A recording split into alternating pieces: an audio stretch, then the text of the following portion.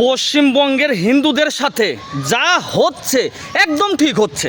এই সকল মেরুদণ্ডহীন হিন্দুদের সাথে ঠিক এরকমটাই হওয়া উচিত। এখন হয়তো অনেকেই আমাকে বলবে, আরে হিন্দুরা মার খাচ্ছে, তাদের বাড়িঘর ভেঙে দেওয়া হচ্ছে, আর তুমি বলছো যা হচ্ছে ঠিক হচ্ছে। হ্যাঁ, ঠিক হচ্ছে। আমি 100 বার বলবো, 1,00,000 বার বলবো, হিন্দুদের সাথে যা হচ্ছে ঠিক হচ্ছে, এরকমটাই হওয়া উচিত। কারণ আমরা মালদা দেখেছি, মুর্শিদাবাদ দেখেছি, গতকাল আমরা কলকাতাতে দেখলাম। মালদা আর মুর্শিদাবাদে যখন এই ঘটনা ঘটেছে, তখনও কেন হিন্দুরা জেগে উঠলো না?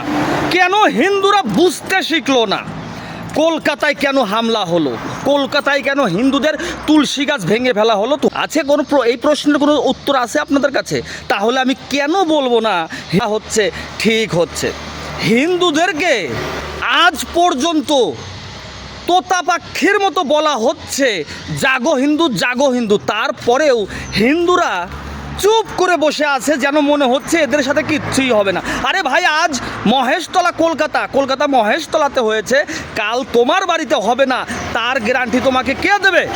তাই আমি বলছিলাম যা হচ্ছে ঠিক হচ্ছে, হতে দিন। তুমি পাছাতে তেল লাগিয়ে শুয়ে থাকো। আরে ভাই, একটা কথা বোঝার চেষ্টা করো। তুমি তোমার ঘরের দরজা খুলে পাছায় সর্ষের তেল লাগিয়ে ঘুমিয়ে থাকবে, আর চোর তোমার ঘরে ঢুকে চুপচাপ সব কিছু দেখবে আর ঘর থেকে বেরিয়ে যাবে? না, তা তো হতে পারে না। চোর তো তা করবে না। চোর তোমার ঘরের ভিতরে ঢুকবে, তোমার ঘরের ভেতরে যা কিছু থাকবে সব নষ্ট করবে, চুরি করবে, আর তুমি যে পাছায় তেল লাগিয়ে শুয়ে আছো, তোমার পাছায় ড্যাশ মারবে। তাই কি বলবো আমি, যা হচ্ছে ভালোই হচ্ছে, যা হচ্ছে হতে দিন। কারণ আমরা তো ঘুমিয়ে থাকবো। মার খাচ্ছে অমুকে, মার খাচ্ছে দীপক, মার খাচ্ছে তমুকে, মার খাচ্ছে। আপনার তাতে কি আসে যায়? আপনার তো কিচ্ছু হচ্ছে না, আপনি ঘুমিয়ে থাকুন। দেখেন, আমি একটা কথা বলি, হিন্দু হিন্দু ভাই ভাই, এই মন্ত্র আমাদের বুকের মধ্যে, এই মন্ত্রটা নিয়ে চলতে হবে। তবে যদি আপনি বাঁচেন, আমি বাঁচি, আমার প্রতিবেশী বাঁচে, এই রাজ্যটা বাঁচে। এখনও সময় আছে, একটু জেগে উঠুন, আর ঘুমিয়ে থাকবেন না।